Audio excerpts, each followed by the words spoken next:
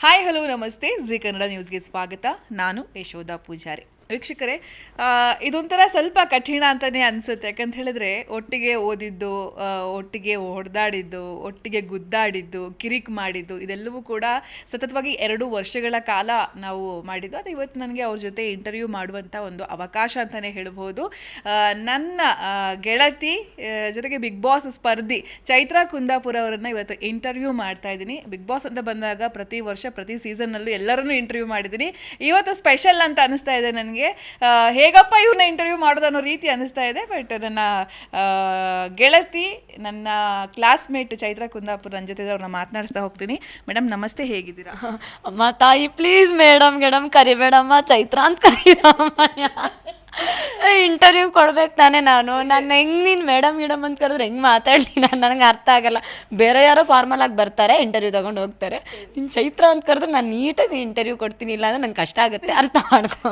ಚೈತ್ರ, ಈ big boss ಮನೆಗೆ ನೀವು ಹೋಗ್ತಾ ಇದ್ದೀರಾ ಅಂತ ಕೇಳಿದಂಥ ಸಂದರ್ಭದಲ್ಲಿ ನನಗೆ ಹೆಮ್ಮೆ ಆಯಿತು. ನಾನು ಇಮಿಡಿಯೇಟ್ ಒಂದು ವಿಡಿಯೋ ಮಾಡ್ತೀನಿ. ಏನಪ್ಪ ಅಂತ ಹೇಳಿದ್ರೆ, ಚೈತ್ರ ಅವರು ಹೆಂಗಿರ್ತಾರೋ ಹಾಗೆ 100% ಇರ್ತಾರೆ. ಆದರೆ ಮಾತಿನಲ್ಲಿ ಮುಂದೊಂದು ದಿನ ಸುದೀಪ್ ಸರ್ಗೂ ಕಿರಿಕ್ ಮಾಡಿ ಸುದೀಪ್ ಸರ್ ಜೊತೆ ಏನೋ ಒಂದು ಆಗೇ ಆಗುತ್ತೆ ಅಂತ ಮೊದಲೇ ನಾನು ಹೇಳಿದೆ.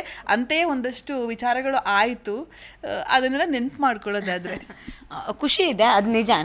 ನನಗೊಂದು ಖುಷಿ ಏನು ಅಂತ ಕೇಳಿದ್ರೆ, ತಾವು ಬಂದಿರೋದ್ರಿಂದಲೇ ನಾನು ಹೆಂಗಿದ್ನೋ ಹಾಗೆ ಇದ್ದೆ ಅನ್ನೋದಕ್ಕೆ ಒಂದು ಜ್ವಲಂತ ಸಾಕ್ಷಿ ಅನ್ನೋ ಥರ ನನಗೆ ಒಂದು ವಿಟ್ನೆಸ್ಸು ತಾವು. ಯಾಕಂದರೆ ನಾನು ಕಾಲೇಜ್ ದಿನಗಳಲ್ಲೂ ಹಾಗೆ ಇದ್ದಿದ್ದು, ಮಾತಾಡ್ತಿದ್ದು ಹಾಗೆ. ಯಾರಾದರೂ ಮಾತಾಡ್ತಾ ಇದ್ದರೆ ವಾದ ಅಂತ ಬಂದರೆ ಯಾವತ್ತೂ ಬಿಟ್ಕೊಟ್ಟಿದ್ದಿಲ್ಲ. ಅದನ್ನೆಲ್ಲ ನೀವುಗಳು ನೋಡಿದ್ದೀರಿ. ಹಾಗೆ ನನಗೆ ಖುಷಿ ಇದೆ ಏನು ಅಂತ ಕೇಳಿದ್ರೆ, ನನ್ನ ಜೊತೆ ಓದ್ದವರು, ನನ್ನ ಜೊತೆ ಬೆರ್ತವರು, ಚೈತ್ರ ಹೀಗೆ ಇದ್ಲು ಹಾಗೆ ಇದ್ದಾಳೆ, ಚೇಂಜ್ ಆಗಿಲ್ಲ ಅನ್ನೋದ್ರ ಬಗ್ಗೆ ಒಂದಷ್ಟು ಮಾತುಗಳನ್ನು ಹೇಳಿದಾಗ ಸರಿ, ನಾನು ನನ್ನ ತನವನ್ನು ಬಿಟ್ಕೊಟ್ಟಿಲ್ಲ ಅನ್ನೋದ್ರ ಬಗ್ಗೆ ನಂಗೆ ಖುಷಿ ಇದೆ. ಮತ್ತು ಸುದೀಪ್ ಸರ್ ಜೊತೆ ಬಹಳ ಗೌರವಯುತವಾಗಿ ಇದಾಗ್ತಿತ್ತು. ನನ್ನ ವಿಚಾರ ಅಂತ ಬಂದಾಗ ನಾನು ಬಹಳ ಮುಂಚಿಂದಲೂ ಹೇಗಿದ್ದೆ ಹಾಗೆ ಸ್ಟ್ಯಾಂಡ್ ತೊಗೊಳ್ತಾ ಇದ್ದೆ. ಸೊ ಆ ನಿಟ್ಟಿನಲ್ಲಿ ಸುದೀಪ್ ಸರ್ಗೂ ಖುಷಿ ಇದೆ. ಆ ವಿಷಯದಲ್ಲಿ ಅವರು ಬಹಳ ಗೌರವದಿಂದ ಅದನ್ನು ತೊಗೊಂಡಿದ್ದಾರೆ, ಮತ್ತು ಅಷ್ಟೇ ಗೌರವದಿಂದ ನನ್ನನ್ನು ನಡೆಸ್ಕೊಂಡಿದ್ದಾರೆ. ಅದೊಂದು ಖುಷಿಯೇ ನನಗೆ ಬೇರೆ ಒಂದು ಹೊಸ ಅನುಭವ ಅದು. ಓಕೆ, ನೆನ್ನೆಯ ಎಪಿಸೋಡ್ನಲ್ಲಿ ನೀವು ಕಣ್ಣೀರು ಹಾಕುವಂಥ ಸಂದರ್ಭದಲ್ಲಿ, ಸುದೀಪ್ ಸರ್ ಕಣ್ಣೀರು ಒರೆಸಿದಂಥ ಸಂದರ್ಭದಲ್ಲಿ ಇವನ್ ನಮ್ಗಳಿಗೆ ಏನು ಫೀಲ್ ಆಯಿತು ಅಂತ ಹೇಳಿದ್ರೆ, ನಮ್ಮನ್ನೇ ಒರೆಸಿದಾಗ ನಮ್ಮ ಜೊತೆ ಇದ್ದ ಹುಡುಗಿ, ನಾವು ಒಟ್ಟಿಗೆ ಇದ್ದವರು ನಮ್ಮ ಕಣ್ಣೀರನ್ನು ಒರೆಸಿದ್ರು ಅನ್ನೋ ಥರ ನಮ್ಗೆ ಫೀಲ್ ಆಯಿತು. ಆ ಕ್ಷಣದ ಬಗ್ಗೆ ಹೇಳೋದಾದರೆ, ಎಲ್ಲೋ ಒಂದು ಕುಂದಾಪುರ ಅನ್ನೋ ಜಾಗದಿಂದ ಬೆಂಗಳೂರಂತ ದೊಡ್ಡ ಒಂದು ಆಲದ ಮರಕ್ಕೆ ಬಂದು ಅಲ್ಲೊಂದು ಸ್ಪೇಸ್ ಮಾಡಿಕೊಂಡು ಬಿಗ್ ಬಾಸ್ ಮನೆಗೆ ಹೋಗಿ ಅಷ್ಟು ಘಟಾನುಘಟಿಗಳ ಮಧ್ಯೆ ನಿಂತು ಸ್ಟ್ಯಾಂಡ್ ತಗೊಂಡು ಪ್ರತಿಯೊಬ್ಬರು ಕೂಡ ಚೈತ್ರ ಅನ್ನುವಾಗ ಭಯ ಬೀಳುವ ರೀತಿ ಮಾಡಿದ್ದು ಅಷ್ಟು ಈಸಿ ಅಲ್ಲ. ಅದ್ರ ಬಗ್ಗೆ ಎಲ್ಲ ಮೆಲುಕು ಹಾಕೊಳ್ಳೋದಾದರೆ, ನಿಮ್ಮ ಆ ದಿನಗಳು, ಕಷ್ಟದ ದಿನಗಳ ಬಗ್ಗೆ ಎಲ್ಲ ನೆನ್ಪು ಮಾಡ್ಕೊಳ್ಳೋದು ಏನೆಲ್ಲ ನೆನಪು ಬರುತ್ತೆ ಚೈತ್ರ?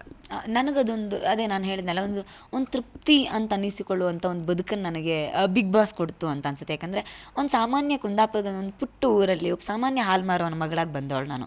ಸಮಾಜ ನನಗೆ ಚೈತ್ರ ಕುಂದಾಪುರ ಅನ್ನೋ ಸ್ಥಾನ ಕೊಡ್ತು, ಚೈತ್ರಕ್ಕ ಅನ್ನೋ ಸ್ಥಾನ ಕೊಡ್ತು. ಸಾಮಾಜಿಕ ಚಟುವಟಿಕೆಗಳಲ್ಲಿ ನನಗೆ ಜವಾಬ್ದಾರಿಗಳನ್ನು ಕೊಡ್ತಾ ಹೋಯಿತು.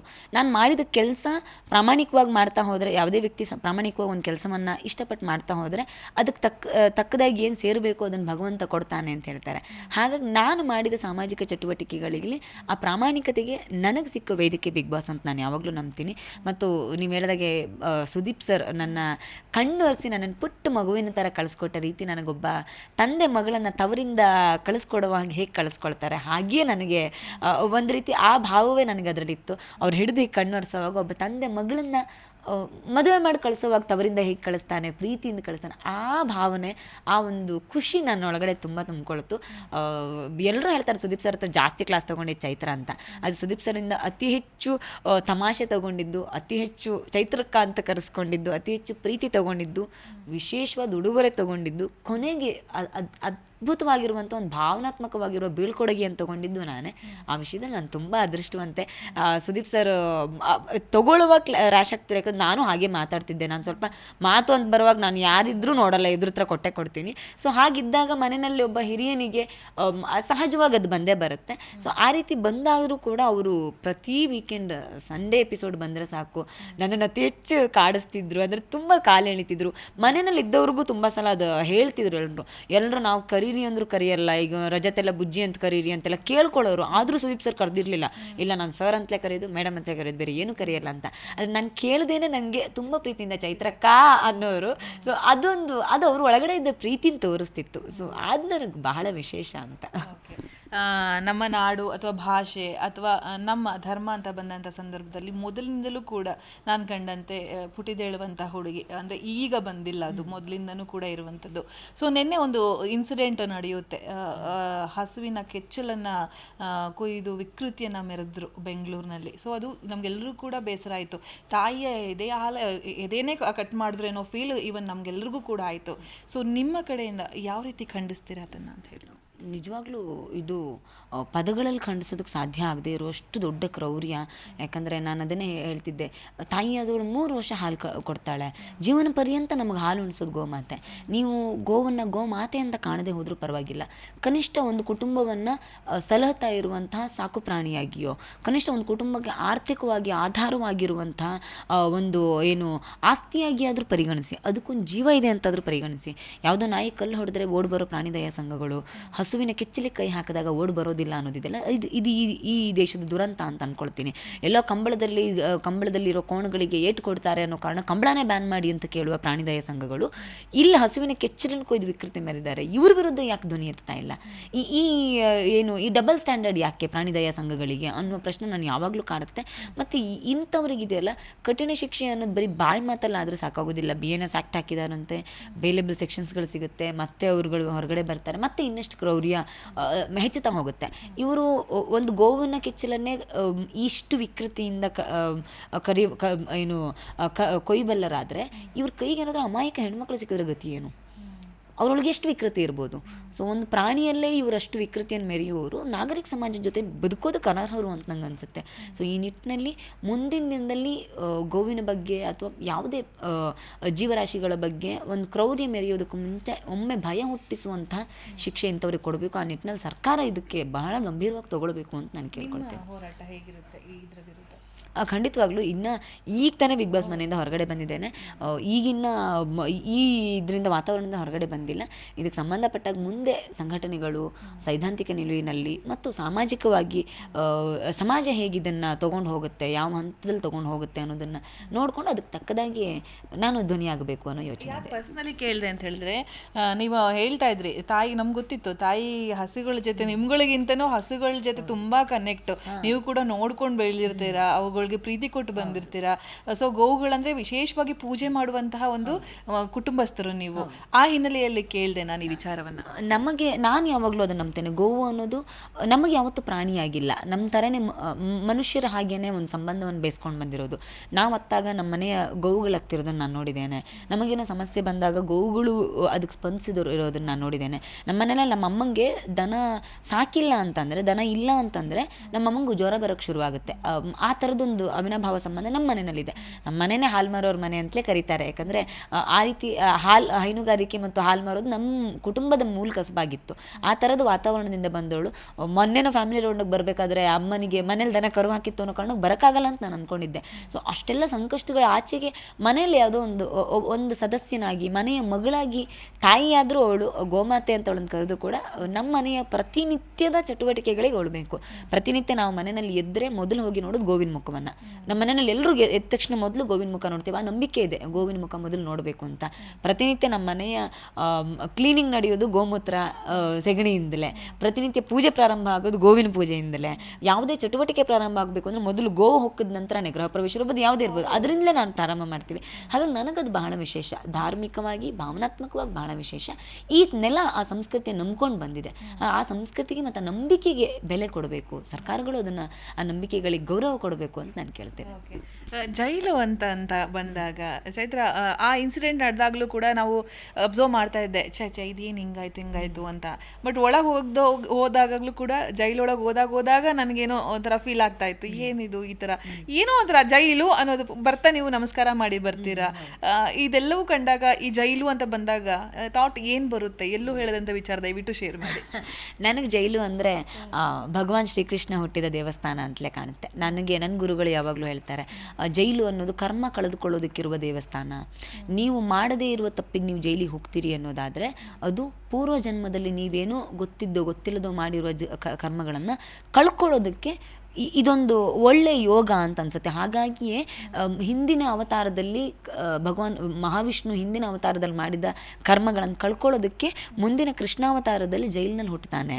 ಯಾಕೆ ದೇವಕಿ ವಸುದೇವರು ಜೈಲಿಗೆ ಹೋಗ್ತಾರೆ, ಮಾಡದೇ ಇರೋ ತಪ್ಪಿಗೆ ಜೈಲಲ್ಲಿ ಕಳಿಬೇಕಾಗಿ ಬರುತ್ತೆ ಅನ್ನುವ ಕೃಷ್ಣ ಅದನ್ನು ಬಹಳ ಅದ್ಭುತವಾಗಿ ದೇವಕಿಗೆ ವರ್ಣಿಸ್ತಾನೆ. ಅದು ಈ ಹಿಂದಿನ ಹಿಂದಿನ ಅವತಾರದಲ್ಲಿ ರಾಮಾವತಾರದಲ್ಲಿ ಬಂದಿದ್ದಂಥ ಸಂದರ್ಭ. ರಾಮನ ಅವತಾರದಲ್ಲಿ ಕೈಕೇಯಿ ರಾಮನನ್ನು 14 ವರ್ಷಗಳ ಕಾಲ ಜೈಲಿಗೆ ವನವಾಸ ಕಟ್ಟುತ್ತಾಳೆ. ಅದರ ಕರ್ಮವನ್ನು ಕಳ್ಕೊಳ್ಳೋದಕ್ಕೋಸ್ಕರ ದೇವಕಿಯಾಗಿ ಮತ್ತೆ ಹುಟ್ಟುತ್ತಾಳೆ ಜೈಲಿನಲ್ಲಿ. 14 ವರ್ಷಗಳ ಕಾಲ ತನ್ನ ಕಂದನಿಂದ ದೂರ ಇರುವ ಪರಿಸ್ಥಿತಿ ಬರುತ್ತೆ. ಇವೆಲ್ಲವೂ ಕೂಡ ಜನ್ಮಗಳ ಕರ್ಮಗಳನ್ನು ಕಳೆದುಕೊಳ್ಳುವ ಸ್ಥಾನ. ಹಾಗಾಗಿ ಮಥುರೆಗೆ ನೀವು ಹೋದರೆ ಜೈಲಿನ ರೂಪದಲ್ಲೇ ಕೃಷ್ಣ ಇರೋದು. ನೀವು ಮಥುರೆಗೆ ಹೋಗಿ ಕೃಷ್ಣನ ಜನ್ಮನಾಡಿಗೆ ಹೋದರೆ ಅದು ಜೈಲಿನ ರೂಪದಲ್ಲೇ ಇರೋದು. ಸೊ ಆ ಪರಿಭಾವನೆ ನೋಡಿದಾಗ ನಾನು ಬಹಳ ಧಾರ್ಮಿಕ ವ್ಯಕ್ತಿ. ನಾನು ಭಗವಂತನನ್ನು ಪ್ರತಿ ಇಂಚಿನಲ್ಲೂ ನಾನು ದೇವರನ್ನು ಕಾಣುವ ಪ್ರಯತ್ನ ಮಾಡ್ತೇನೆ. ಹಾಗಾಗಿ ಭಗವಂತನೇ ಅದನ್ನು ನೋಡಬಹುದಾದರೆ ನಾನು ಅದನ್ನೇ ಕಳಪೆ ಜೈಲಿನಲ್ಲೂ ಬರೆದಿದ್ದೆ. ಜಗಕ್ಕೆ ಪಾಠ ಹೇಳಲು ಬಂದ ಜಗದೋದ್ಧಾರಕನೇ ಜೈಲಿನಲ್ಲೇ ಜನಿಸಿದ್ದನಂತೆ ಅಂತ. ಆ ಪಾಠವನ್ನು ಕಲಿಬೇಕು ಮತ್ತು ಕರ್ಮವನ್ನು ಕಳ್ಕೊಳ್ಬೇಕು ಅಂತಂದರೆ ಅದು ಅದ್ಭುತವಾಗಿರುವಂತಹ ಏನು ವ್ಯವಸ್ಥೆ ಅಂದರೆ ಅದು ಜೈಲು. ನಾನು ಅದನ್ನು ಅಷ್ಟೇ ಗೌರವದಿಂದ ನಂಬ್ತೇನೆ. ತಪ್ಪು ಮಾಡಿದವರೇ ಜೈಲಿಗೆ ಹೋಗಬೇಕು ಅಂತಿಲ್ಲ. ನಾನು ನನ್ನ ಬದುಕಲ್ಲಿ ತುಂಬ ಜನ ನಿರಪರಾಧಿಗಳು ವ್ಯವಸ್ಥೆಯ ಏನು ಇದಕ್ಕೆ ಬಲಿಯಾಗಿ, ವ್ಯವಸ್ಥೆಯ ದುರಹಂಕಾರಗಳಿಗೆ ಬಲಿಯಾಗಿ ಶಿಕ್ಷೆ ಅನುಭವಿಸಿರುವಂಥ ಬಹಳಷ್ಟು ಜನರನ್ನು ನಾನು ನೋಡಿದ್ದೇನೆ. ಹಾಗಾಗಿ ನನಗೆ ಅದೆಲ್ಲೋ ಒಂದು ಕಡೆ ನನ್ನ ಕರ್ಮಗಳನ್ನು ಕಳ್ಕೊಳ್ಳೋದಕ್ಕಿರೋ ಸ್ಥಾನ ಅಂತ ಅನಿಸುತ್ತೆ ಹೊರತು ಅದೇನೋ ಒಂದು ಹೋಗೋದಕ್ಕಾಗದೇ ಇರುವಂಥದ್ದಲ್ಲ. ಕೆಲವರು ಆಸ್ಪತ್ರೆಯಲ್ಲಿ ಹೋಗಿ ಕರ್ಮ ಕಳ್ಕೊಳ್ತಾರೆ, ಇನ್ನು ಕೆಲವರು ಜೈಲಿಗೆ ಹೋಗಿ ಕರ್ಮ ಕಳ್ಕೊಳ್ತಾರೆ ಅಷ್ಟೇ. ಕಠಿಣ ಯಾವ್ದಾದ್ರು ಇನ್ಸಿಡೆಂಟ್ ನೆನಪು ಮಾಡ್ಕೋಬಹುದು ಕಠಿಣ ಅಂತ ಅನ್ಸುತ್ತಾ? ಒಳಗೆ ಜೈಲಲ್ಲಿ ಇಲ್ಲ ಹೊರಗಡೆ ನಿಜವಾದ ಜೈಲು? ಇಲ್ಲ, ನನಗೆ ಬದುಕು ಬಹಳ ಅಂದರೆ ಸಮಾಜಕ್ಕೋಸ್ಕರ ನಾನೇನು ಮಾಡಿದ್ದೆ ಕೆಲಸ ಅದನ್ನು ಸಮಾಜ ಮರ್ತಿರಲಿಲ್ಲ. ನನ್ನ ಜೊತೆ ಬಹಳ ದೊಡ್ಡ ತಂಡ ನಿಂತಿತ್ತು. ಕಾರ್ಯಕರ್ತರು ಭಾಳ ಗಟ್ಟಿಯಾಗಿ ನಿಂತಿದ್ದರು. ನನ್ನ ಕುಟುಂಬ ಭಾಳ ಗಟ್ಟಿಯಾಗಿ ನಿಂತಿದ್ದರು. ನಾನು ಇದನ್ನು ಇಷ್ಟು ಸುಲಭವಾಗಿ ಗೆದ್ದು ಬರ್ತೀನಿ ಅಂತ ಅಂದ್ಕೊಂಡಿರಲಿಲ್ಲ. ಎಲ್ಲಕ್ಕಿಂತ ಹೆಚ್ಚಾಗಿ ಭಗವಂತ ನನ್ನ ಜೊತೆಗೆ ನಿಂತಿದ್ದ. ನಾನು ಒಂದು ವರ್ಷ ನಾನು ಯಾವುದೂ ವೇದಿಕೆಗಳಿಗೆ ಹೋಗಲೇ ಇಲ್ಲ. ಆ ಇನ್ಸಿಡೆಂಟ್ ಆದಮೇಲೆ ಕರಿತಿದ್ರು ನನ್ನ ಕಾರ್ಯಕರ್ತರು ಬನ್ನಿ ಬನ್ನಿ ಅಂತ. ನಾನು ಯಾವತ್ತೂ ಹೋಗಿರಲಿಲ್ಲ. ಆವಾಗ ನಾನು ತುಂಬ ದೊಡ್ಡ ಗುರುಗಳೊಬ್ಬರ ಹತ್ರ ಹೋದಾಗ ಅವ್ರು ಹೇಳಿದರು, ನಿನ್ನಿಂದ ವೇದಿಕೆಗಳನ್ನು ಕಿತ್ಕೊಳ್ಬೇಕು, ನಿನ್ನ ಮಾತುಗಳನ್ನು ಕಿತ್ಕೊಳ್ಬೇಕು ಅನ್ನುವ ಕಾರಣಕ್ಕೇ ನಿನ್ನ ಮೇಲೆ ಈ ಆರೋಪ ಬಂದಿದೆ. ಇಂಥದ್ದೊಂದು ಆರೋಪವನ್ನು ನೀನು ಎದುರಿಸ್ತಾ ಇದೆಯಾ, ಅದನ್ನ ನೆನಪಲ್ಲಿಡು. ನಾನು ನವರಾತ್ರಿ ಸಂದರ್ಭದಲ್ಲಿ ಕಳೆದ ವರ್ಷ ಜೈಲಿಗೆ ಹೋಗಿದ್ದೆ. ಮುಂದಿನ ನವರಾತ್ರಿ ಒಳಗೆ ನೀನು ಜಗನ್ಮಾತೆಗೆ ಮಾಡಿದ ಪೂಜೆ ನಿಜವಾಗಿದ್ದರೆ, ನೀನು ನಿರಪರಾಧಿಯಾಗಿದ್ದರೆ, ಮುಂದಿನ ನವರಾತ್ರಿ ಒಳಗೆ ನೀನು ಕಳ್ಕೊಂಡ ವೇದಿಕೆ ನಿನಗೆ ವಾಪಸ್ ಸಿಗುತ್ತೆ ಅಂತ ಯಥಾವತ್ತ ಗುರುಗಳು ಹೇಳಿದ ಹಾಗೆ ಆಯಿತು. ನಾನು ಹಿಂದಿನ ನವರಾತ್ರಿಗೆ ಜೈಲಲ್ಲಿ ಇರ್ತೀನಿ. ಎಲ್ಲ ವೇದಿಕೆಗಳನ್ನು ಕಳ್ಕೊಂಡು ಇನ್ನೇನು ಮಾತೇ ಆಡೋದಿಲ್ಲ. ಚೈತ್ರನ ಮಾತು ನಿಂತೋಯ್ತು, ಚೈತ್ರನ ಕತೆ ಮುಗಿದೋಯ್ತು ಅಂತಾರೆ. ಮುಂದಿನ ನವರಾತ್ರಿ ಅಷ್ಟೊತ್ತಿಗೆ ನಾನು ಕರ್ನಾಟಕದ ಅತಿ ದೊಡ್ಡ ವೇದಿಕೆ ಬಿಗ್ ಬಾಸ್ ಮನೆಯಲ್ಲಿ ಇರ್ತೀನಿ. ಆ ಮನೆ ಮಾತು ಅಂದರೆ ಚೈತ್ರ ಅನ್ನುವ ಒಂದು ವಿಶೇಷವಾದ ಪಟ್ಟವನ್ನೇ ಕೊಟ್ಟು ಕಾಣಿಸುತ್ತೆ. ಇದೆಲ್ಲ ಒಂದು ಕಡೆ ಭಗವಂತ ಸತ್ಯವಂತರ ಧರ್ಮದ ಪರವಾಗಿ ನಿಲ್ಲುವವರ ಬೆನ್ನಿಗೆ ಭಗವಂತ ಯಾವಾಗಲೂ ಕಾಯ್ತು. ನಾವು ಹೇಳ್ತೀವಿ ಕೊಲ್ಲುವ ಕೈ 1000 ಇದ್ದರು ಕಾಯುವ ಕೈ ಮೇಲೊಂದಿರುತ್ತೆ ಅಂತ. ಆ ಕಾಯುವ ಕೈಯಾಗಿ ಭಗವಂತ ನನ್ನ ಜೊತೆ ನಿಂತ ಅನ್ನೋದು ಈಗ ಈ ಹಂತದಲ್ಲಿ ನನಗೆ ಅದು ಬಹಳ ಸ್ಪಷ್ಟವಾಗಿ ಆಗಿದೆ ಅಂತ ಅನ್ಸುತ್ತೆ. ಚೈತ್ರ, ಟ್ರೋಲ್ ಅನ್ನೋದು ಬಹಳ ನಿಮ್ಗೆ ಆ ನೋವನ್ನು ಅನುಭವಿಸಿದಿರ ನೀವು. ಈಗ ಬಿಗ್ ಬಾಸ್ ಅಲ್ಲಿ ಇದ್ದಾಗ ಕೂಡ ಆ ಟ್ರೋಲ್ ಅನ್ನೋದು ಜಾಸ್ತಿ ಇತ್ತು. ಇತ್ತೀಚೆಗೆ ನಿನ್ನೆ ಮೊನ್ನೆಯಿಂದ ನಾನು ಗಮನಿಸ್ತಾ ಇದ್ದೆ. ನೇರವಾಗಿ ಕೇಳೋದಾದ್ರೆ ಏನಪ್ಪ, ಚೈನ್ ಕದ್ದ ಚೈತ್ರನ್ಗೆ 50 ಲಕ್ಷ ಕದಿಯೋದು ದೊಡ್ಡ ವಿಚಾರ ಅಲ್ಲ. ನೀವು ಅದನ್ನ ಅಬ್ಸರ್ವ್ ಮಾಡ್ಬೋದು, ನಿಮ್ಮವರು ಅದನ್ನ ಅಬ್ಸರ್ವ್ ಮಾಡಿರ್ತಾರೆ. ಆ ರೀತಿ ಎಲ್ಲ ಇನ್ನೂ ಕೂಡ ಸ್ಪ್ರೆಡ್ ಮಾಡುವಂತಹ ಕಿಡಿಗೇಡಿಗಳಿಗೆ ಚೈತ್ರ ಖಡಕ್ ಆಗಿ ಯಾವ ರೀತಿ ಉತ್ತರ ಕೊಡ್ತಾರೆ ಅಂತ ಹೇಳಿ? ಟೀಕಿಸ್ತಾ ಇರಿ, ಟೀಕಿಸಿದಷ್ಟು ನಾನು ಗಟ್ಟಿಯಾಗಿ ಬೆಳಿತೇನೆ. ಎಸೆಯಿರಿ ನಿಮ್ಮ ಅಪವಾದಗಳೆಂಬ ಕಲ್ಲುಗಳನ್ನು, ಆ ಕಲ್ಲುಗಳಿಂದಲೇ ಸಾಧನೆಯ ಸೌಧ ಕಟ್ಟಿಕೊಳ್ತೇನೆ ಅನ್ನೋದನ್ನೇ ನನ್ನ ಬದುಕಿನ ಸೂತ್ರ ಆಗಿ ನಾನು ಭಾವಿಸ್ಕೊಂಡು ಬಂದವಳು. ನಂಗೆ ಭಾಳ ಸಲ ಅನಿಸುತ್ತೆ, ನನಗೆ ಈ ಟೀಕೆ ಟ್ರೋಲುಗಳಿಲ್ಲ ಅಂತಂದರೆ ಮಾರ್ಕೆಟಲ್ಲಿ ನಮಗೆ ವ್ಯಾಲ್ಯೂ ಇಲ್ಲವೇನು ಅಂತ. ಓಡುವ ಕುದುರೆಗೆ ಮಾತ್ರ ಜನ ಕಣ್ಣಿಟ್ಟಿರ್ತಾರೆ, ಓಡುವ ಕುದುರೆ ಬಗ್ಗೆ ಮಾತ್ರ ಜನ ಮಾತಾಡ್ತಿರ್ತಾರೆ. ನನಗೆ ಯಾವಾಗಲೂ ಈ ಥರದ ಟ್ರೋಲು, ಟೀಕೆ, ಟಿಪ್ಪಣಿಗಳು ಇನ್ನಷ್ಟು ಕೆಲಸ ಮಾಡಬೇಕು ಅನ್ನೋ ಹುರುಪು ಕೊಡುತ್ತೆ. ನಾನೇ ಭಾಳ ಸಲ ಅಂದ್ಕೊಳ್ಳಿ ತಮಾಷೆಗೆ ಮಾತಾಡ್ತಿರ್ತೀನಿ ನನ್ನ ಫ್ರೆಂಡ್ಸ್ ಜೊತೆ. ನಮ್ಮ ಬಗ್ಗೆ ಟ್ರೋಲ್ ಮಾಡ್ತಿಲ್ಲ ಅಂದರೆ ನಮಗೆ ಮಾರ್ಕೆಟಲ್ಲಿ ನಮ್ಮ ಹೆಸರೇ ಓಡ್ತಿಲ್ಲ ಅಂತ ಅರ್ಥ, ನಮಗೆ ವ್ಯಾಲ್ಯೂನೇ ಇಲ್ಲ ಅಂತ ಅರ್ಥ. ಅದನ್ನು ಪಾಸಿಟಿವ್ ಆಗಿ ತೊಗೊಳೋದು ನನಗೆ ಬಹಳ ಇಷ್ಟವಾಗುವಂಥ ವಿಚಾರ. ಹಾಗಾಗಿ ನಾನು ಬಹಳ ಸ್ಪೋರ್ಟಿವ್ ಆಗಿ ತೊಗೊಳ್ಳೋದು. ಯಾಕಂದ್ರೆ ನಾನು ಈ ಸಾಮಾಜಿಕ ಕ್ಷೇತ್ರಕ್ಕೆ ಬಂದಿರೋದೇನೆ ಈ ಟ್ರೋಲ್ಗಳಿಂದ. ನಾನು ಕಾಲೇಜ್ ಡೇಸಲ್ಲಿ ಇರಬೇಕಾದ್ರೂ ನೀವು ನೋಡಿರ್ತೀರಿ ನನ್ನ ಬಗ್ಗೆ ಎಷ್ಟು ಟ್ರೋಲ್ಗಳು, ಎಷ್ಟು ಟೀಕೆ ಟಿಪ್ಪಣಿಗಳು, ಎಷ್ಟು ಅಪಪ್ರಚಾರಗಳು ಮಾಡ್ತಿದ್ದು. ಹಾಗೆ ಅವ್ರು ಮಾಡಿದ್ರಿಂದಲೇ ನಾನು ಸಂಘಟನಾತ್ಮಕ ಕ್ಷೇತ್ರಕ್ಕೆ ಬರೋದಕ್ಕಾಯಿತು. ಅದರಿಂದಲೇ ನನಗೊಂದಷ್ಟು ಹೆಸರಾಯಿತು ಮತ್ತು ಅದರಿಂದಲೇ ನಾನು ಧೈರ್ಯವಂತೆ ಅನ್ನೋದಾಯಿತು. ನನಗದನ್ನು ಧೈರ್ಯ ಕೊಡ್ತಾ ಹೋಯಿತು ಮತ್ತು ನನ್ನನ್ನು ಗಟ್ಟಿಗಿತ್ತಿಯನ್ನಾಗಿ ಮಾಡ್ತಾ ಹೋಯಿತು. ಸೊ ನಾನು ಯಾವಾಗಲೂ ನಂಬ್ತೇನೆ, ಒಂದು ಕೊರಡು ಕಲ್ಲಾಗಿದ್ದರೆ ನಾನು ಈ ಟ್ರೋಲುಗಳು, ಟೀಕೆಗಳು, ಕಮೆಂಟ್ಗಳು ಉಳಿಪೆಟ್ಟುಗಳು ಅಂತ ನಾನು ಭಾವಿಸ್ತೇನೆ. ಈ ಉಳಿಪೆಟ್ಟುಗಳೇ ನನ್ನನ್ನು ಶಿಲೆಯನ್ನಾಗಿ ಮಾಡ್ತವೆ. ಸೊ ಆ ಶಿಲೆ ಆ ಒಂದು ಮೂರ್ತಿ ನಾನು ಆಗಿದ್ದೇನೆ ಅಂತ ಪರಿಭಾವಿಸ್ತೀರ, ನೀವು ಇನ್ನೂ ಎಸಿಬಹುದು, ನನಗೇನು ಬೇಸರ ಇಲ್ಲ. ಯಾಕಂದರೆ ನಾನು ಅದನ್ನು ಭಾಳ ಚೆನ್ನಾಗೇ ತಗೊಳ್ಳೋ ಶಕ್ತಿ ನನಗಿದೆ. ಇನ್ನಷ್ಟು ನಾನು ಗಟ್ಟಿ ಆಗ್ತೀನಿ, ಇನ್ನಷ್ಟು ಜಾಸ್ತಿ ಕೆಲಸ ಮಾಡ್ತೀನಿ ಅಷ್ಟೇ. ಸೂಪರ್. ಸಂಬಂಧಗಳನ್ನು ನೋಡ್ತಾ ಹೋದ ಸಂದರ್ಭದಲ್ಲಿ ಶಿಶಿರ್ ಆಗಿರ್ಬೋದು, ಆಕೆ ಬರಬೇಕು, ಹೊರಗೆ ಬಂದ ಸಂದರ್ಭ ಮನೆಗೆ ಹೋಗ್ತೀನಿ, ಆಕೆ ಮದುವೆನ ಮುಂದೆ ನಿಂತು ನಾನು ಮಾಡ್ತೀನಿ ಅಂತ ಇಲ್ಲೇ ಕೂತ್ಕೊಂಡು ನಮ್ಮ ಹತ್ರ ಹೇಳ್ತಾರೆ. ಇದೆಲ್ಲವೂ ಕೂಡ ನಮಗೂ ಕೂಡ ರೋಮಾಂಚನ ಅಂತ ಅನಿಸ್ತು. ಆ್ಯಂಡ್ ಎಷ್ಟೇ ಆ ಟೈಮಲ್ಲಿ ಹೊಡೆದಾಡಿದ್ರು ಬಡ್ದಾಡಿದ್ರು ಎಲ್ರಿಗೂ ಕೂಡ ಫೀಲ್ ಇತ್ತು. ನೀವು ಹೊರಗೆ ಬಂದಂಥ ಸಂದರ್ಭದಲ್ಲಿ ಈ ರಜತ್ ಆಗಿರ್ಬೋದು, ಶಿಶಿರ್ ಆಗಿರ್ಬೋದು, ಇವ್ರಗಳ ಬಗ್ಗೆ, ನೀವು ಭವ್ಯ ಆಗಿರ್ಬೋದು, ಇವ್ರಗಳ ಬಗ್ಗೆ ನಿಮ್ಮ ಮಾತು. ನನಗೆ ಶಿಶಿರಣ್ಣ ಬಹಳ ವಿಶೇಷ. ಅಂದರೆ ಅವ್ರ ವಿಚಾರದಲ್ಲಿ ಜೋಡಿ ಟಾಸ್ಕ್ನಲ್ಲಿ ಮತ್ತೊಂದು ವಿಚಾರದಲ್ಲಿ ಒಂದಷ್ಟು ಭಿನ್ನಾಭಿಪ್ರಾಯಗಳಿದೆ. ಬಟ್ ನಾನು ಹೃದಯದಿಂದ ಯಾವತ್ತೂ ಶಿಶಿರಣ್ಣನಿಗೆ ಯಾವುದೋ ಒಂದು ಟಾಸ್ಕಲ್ಲಿ ಮೋಸ ಮಾಡಬೇಕು ಅಂತ ಖಂಡಿತವಾಗ್ಲೂ ನಂಗೆ ಆ ಭಾವನೆ ಇರಲಿಲ್ಲ. ಎಪಿಸೋಡನ್ನು ಸೂಕ್ಷ್ಮವಾಗಿ ಗಮನಿಸಿದವರು ಗೊತ್ತಾಗೇ ಆಗುತ್ತೆ.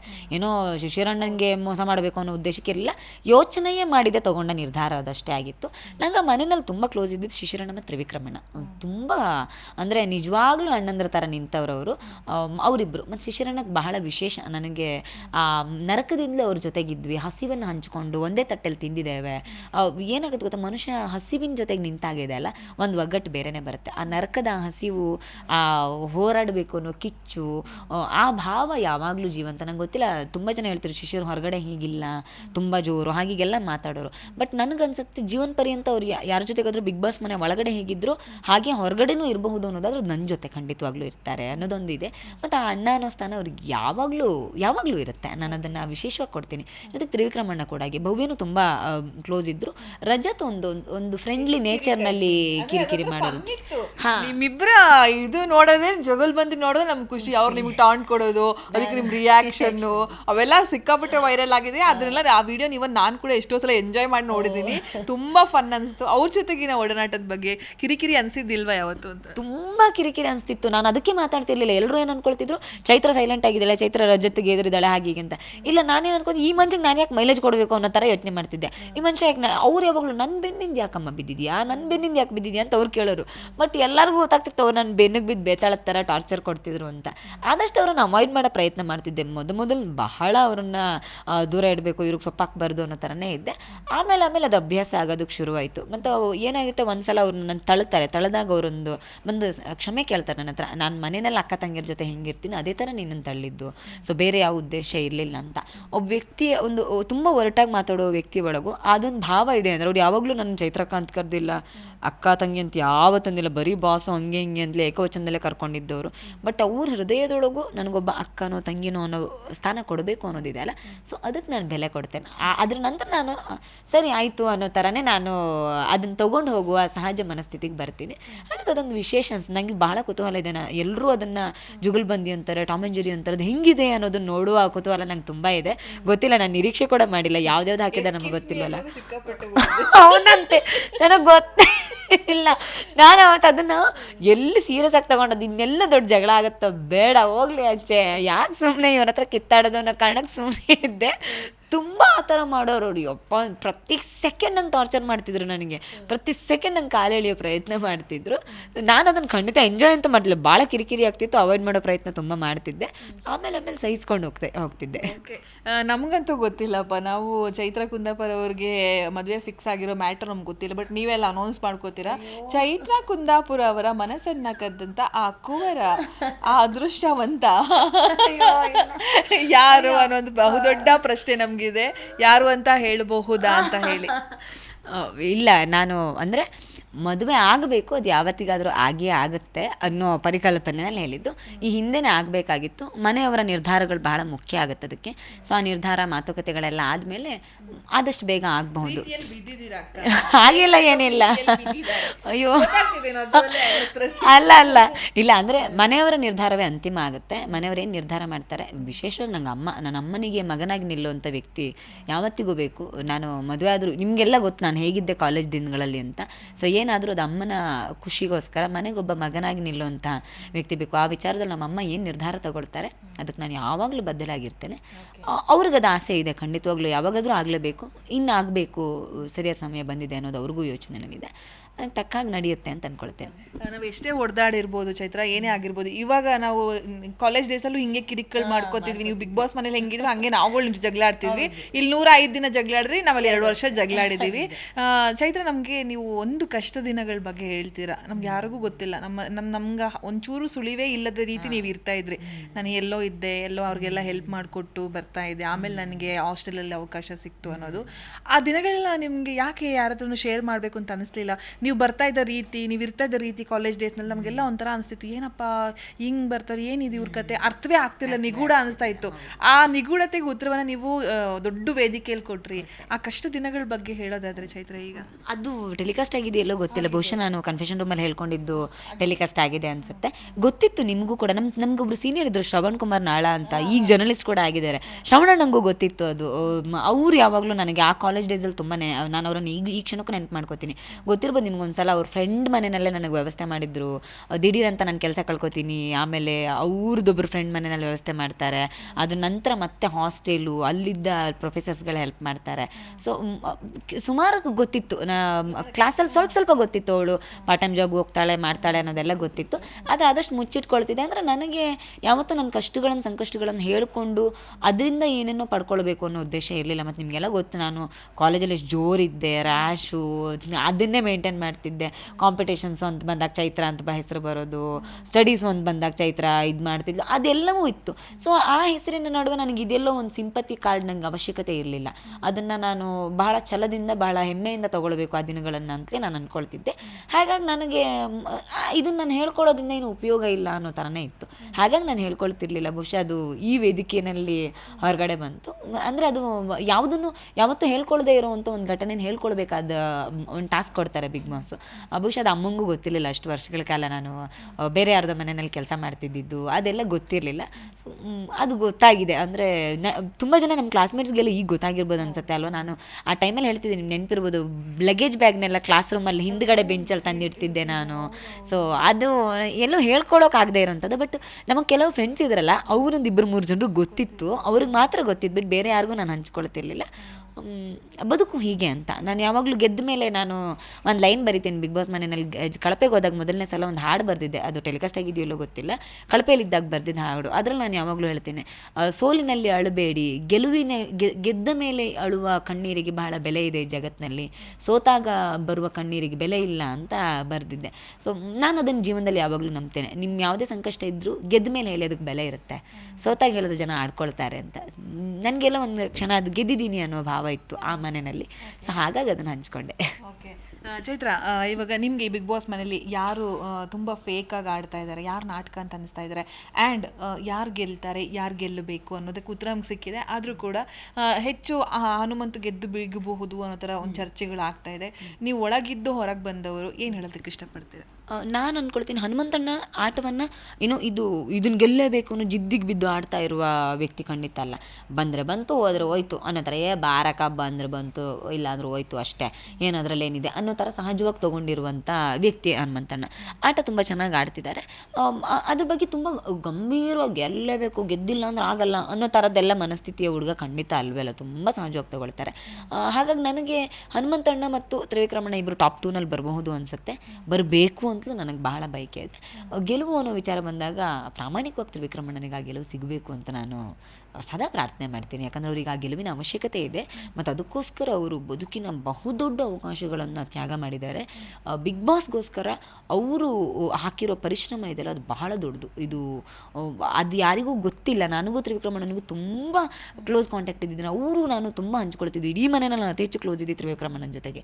ಹಾಗಾಗಿ ವಿಕಿ ಅಣ್ಣಂಗೆ ಆ ಗೆಲುವು ಸಿಗಬೇಕು, ಆ ಪರಿತಪಿಸುವಿಕೆ ಇದೆ ಅಲ್ಲ, ಬಹಳ ವರ್ಷದ ಪರಿತಪಿಸುವಿಕೆ, ಬಹಳ ವರ್ಷಗಳಿಂದ ಬಿಗ್ ಬಾಸ್ ಮನೆ ಕೂಡ ವಿಕಿ ಅಣ್ಣನಂಥ ಒಬ್ಬ ಆಟಗಾರನಿಗೋಸ್ಕರ ಕಾಯ್ತಿತ್ತು ಅಂತ ನನಗೂ ತುಂಬ ಸಲ ಅನಿಸಿದೆ. ಈ ವೇದಿಕೆಗೋಸ್ಕರ, ಈ ಗೆಲುವಿಗೋಸ್ಕರ ತುಂಬ ಪರಿಶ್ರಮ ಹಾಕಿದ್ದಾರೆ, ಸಾಕಷ್ಟು ತ್ಯಾಗ ಮಾಡಿದ್ದಾರೆ. ಮತ್ತು ಅವ್ರಿಗೆ ಆ ಗೆಲುವಿನ ಅವಶ್ಯಕತೆ ತುಂಬ ಇದೆ. ಯಾಕಂದರೆ ಬದುಕಲ್ಲಿ ತುಂಬ ಯಶಸ್ಸನ್ನು ಇಷ್ಟರಲ್ಲಿ ಕಳ್ಕೊಂಡಿದ್ದಿದೆ. ತುಂಬ ಅವ್ರು ಯಾವಾಗಲೂ, ನಾನು ಮೊನ್ನೆ 0.02 ಸೆಕೆಂಡ್ಸ್ನಲ್ಲಿ ಫಿನಾಲೆ ಟಿಕೆಟ್ ತಪ್ಪಿಸ್ಕೊಂಡಾಗ ನಾನು ಅಣ್ಣನ ಹತ್ರ ಕೇಳಿದೆ, ಅಣ್ಣ ಯಾಕೆ ನೀವು ಅಳಲ್ಲ, ನಿಮ್ಗೆ ಅಳುನೇ ಬರಲ್ವಲ್ಲ, ನೀವು ಕಲ್ತಾರೆ ಯಾಕೆ ನಿಲ್ತೀರಾ ಅಂದಾಗ ಅವ್ರು ಅಂತಿದ್ರು, ಅಕ್ಕ ನನಗೆ ಇಷ್ಟರಲ್ಲಿ ಬದುಕಿನ ತುಂಬ ಗೆಲುವುಗಳನ್ನು ಕಳ್ಕೊಂಡು ಅಭ್ಯಾಸ ಆಗೋಗಿದೆ ಅಕ್ಕ, ನಾನು ಯಾವತ್ತೂ ಅದೃಷ್ಟ ನಂಬಲ್ಲ, ನಾನು ಎಲ್ಲದಕ್ಕೂ ಎಫರ್ಟ್ ಹಾಕಿ ಪರಿಶ್ರಮ ಹಾಕಿ ಆಡ್ತೀನಿ, ಆದರೆ ಎಲ್ಲೋ ಇಷ್ಟರಲ್ಲಿ ಕಳೆದೋಗ್ಬಿಡುತ್ತೆ ಅಂತ. ಮೊನ್ನೆನೂ ಅವ್ರಿಗೆ ಫಿನಾಲ್ ಟಿಕೆಟ್ನಲ್ಲಿ ಕೀ ಸರಿಯಾಗಿ ಸ್ವಲ್ಪ ಲೇಟಾಗಿ ಸಿಕ್ಕಿದ್ರಿಂದ ಫ್ರ್ಯಾಕ್ಷನ್ ಆಫ್ ಸೆಕೆಂಡಲ್ಲಿ ಅವ್ರು ಕಳ್ಕೊಂಡಿದ್ದು. ಹನುಮಂತಣ್ಣಂಗೆ ಸೆಕೆಂಡ್ ಕೀ ಸಿಗುತ್ತೆ, ತ್ರಿವಿಕ್ರಮಣ್ಣಂಗೆ 8ನೇದು 9ನೇದು ಕೀ ಸಿಗುತ್ತೆ. ಹಾಗಾಗಿ ಅಲ್ಲಿ ಟೈಮ್ ಗ್ಯಾಪಲ್ಲಿ ಅವ್ರು ಕಳ್ಕೊಳ್ತಾರೆ. ಅವ್ರು ಅಳೋದಿಲ್ಲ, ತುಂಬ ಗಟ್ಟಿಯಾಗಿರೋ, ಭಾವನಾತ್ಮಕವಾಗಿ, ಮಾನಸಿಕವಾಗಿ, ದೈಹಿಕವಾಗಿ ಎಲ್ಲ ರೀತಿಯಲ್ಲೂ ಪರ್ಫೆಕ್ಟ್ ಆಗಿರುವಂಥ ಒಬ್ಬ ವ್ಯಕ್ತಿ ತ್ರಿವಿಕ್ರಮಣ್ಣ. ಅವ್ರಿಗೆ ಆ ಗೆಲುವಿನ ಅವಶ್ಯಕತೆ ಇದೆ, ಗೆಲ್ಲಬೇಕು ಅವರು ಅಂತ ಪ್ರಾರ್ಥನೆ ಮಾಡ್ತೀನಿ. ಲಾಯರ್ ಜಗದೀಶ್ ಅವರನ್ನ ನೆನ್ಪು ಮಾಡ್ಕೊಳ್ಳೋದಾದ್ರೆ ಏನೆಲ್ಲ ನೆನಪು ಆಗ್ತದೆ ನಿಮಗೆ ಅಂತ? ಅವರು ಕೂಡ ಅಲ್ಲಿ ಕುಂತ್ಕೊಂಡು ಏನೇನು ಕೇಸ್ಗಳು, ಮ್ಯಾಟ್ರ್ಗಳು, ಅಷ್ಟು ಕೇಸ್ ಇದೆ, ಇಷ್ಟು ಕೇಸ್ ಇದೆ ಅಂತ ಆ ಸಂದರ್ಭದಲ್ಲಿ ಇದೆಲ್ಲ ಬೇಕಿತ್ತಾ, ಇಲ್ಲಿ ಹೇಳಬೇಕಿತ್ತಾ ಅಂತ ಇವನ್ ನಮ್ಗಳಿಗೆಲ್ರಿಗೂ ಅನಿಸಿದ್ದು ಇದೆ. ಆ ಕ್ಷಣನೆಲ್ಲ ಹೇಗೆ ಫೇಸ್ ಮಾಡಿದ್ರಿ ನೀವಂತ ಹೇಳಿ? ಅಂದರೆ ನಾನು ಜಗದೀಶ್ ಸರ್ನ ಯಾವಾಗಲೂ ತುಂಬ ಸೀರಿಯಸ್ ಆಗಿ ಏನೂ ತಗೊಂಡಿಲ್ಲ. ಒಳ್ಳೆ ಮನುಷ್ಯನೇ, ಹಾರ್ಟ್ಲಿ ಬಹಳ ಒಳ್ಳೆ ಮನುಷ್ಯ. ತುಂಬ ಮಗುವಿನ ಥರ ಇರ್ತಾರೆ. ಸಾಮಾನ್ಯ ಹುಡುಗರೆಲ್ಲ ಮಾತಾಡ್ತಾರೆ, ತುಂಬ ದೇವರಂಥ ಮನುಷ್ಯ, ಸಂಜೆ ಮೇಲೆ ಸಿಗಬಾರ್ದು ಅಂತ. ಒಂಥರ ಆ ಥರದ ಕೆಟಗರಿಯ ಮನುಷ್ಯ. ತುಂಬ ಬೆಳಗಾದ್ರೆ ತುಂಬ ದೇವರಂಥ ಮನುಷ್ಯ ಅವರು. ತುಂಬ ಚೆನ್ನಾಗಿ ನಮ್ಮ ಜೊತೆಗೆಲ್ಲ ಬೆರೆಯೋರು, ಇದು ಮಾಡೋರು. ನಂಗೆ ಬಹಳ ಚೆನ್ನಾಗಿ ಬೆರೀತಿದ್ರು. ನನ್ನ ಜೊತೆಗೆ ಎಲ್ಲರೂ ಅನ್ನೋರು, ಏನು ಇಷ್ಟು ಕ್ಲೋಸು, ನಾವು ಊರಲ್ಲಿರೋ ರಾಜಕೀಯ ಅದು ಇದು ಎಲ್ಲ ಮಾತಾಡ್ತಿದ್ವಿ ನಾನು ಅವರು ಜಗದೀಶ್ ಸರ್ ಕೂತ್ಕೊಂಡು ಬೆಳಗ್ಗೆ ಇಡಿ. ಸಂಜೆ ಆಯಿತು ಅಂದರೆ ಜಗಳ ಮಾಡೋಕ್ಕೆ ಶುರು ಮಾಡೋರು, ಎಲ್ಲರ ವಿಷಯದಲ್ಲಿ ಜಗಳ ಮಾಡೋರು. ಆ್ಯಕ್ಚುಲಿ ನನ್ನ ಜೊತೆ ಜಗಳ ಮಾಡೋಕ್ಕೆ ತುಂಬ ಟ್ರೈ ಮಾಡ್ತಿದ್ರು, ಬಟ್ ನಾನು ಅದಕ್ಕೆ ಇದು ಮಾಡ್ತಿರ್ಲಿಲ್ಲ. ಬಟ್ ಆಮೇಲೆ ನಾವು ತುಂಬ ಕ್ಲೋಸ್ ಕೂಡ ಆಗಿದ್ವಿ.